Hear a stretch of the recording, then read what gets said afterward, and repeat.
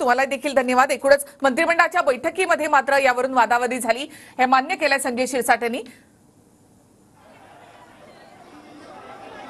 लालबागच्या राजाची पहिली झलक आपण TV9 मराठीवर या ठिकाणी पाहतोय।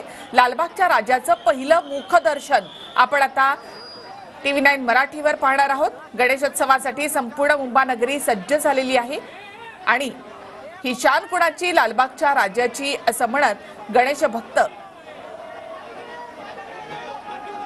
आणि लालबागच्या राजाची पहिली झलक TV9 मराठीवर, लालबागच्या राजाचं पहिलं मुखदर्शन।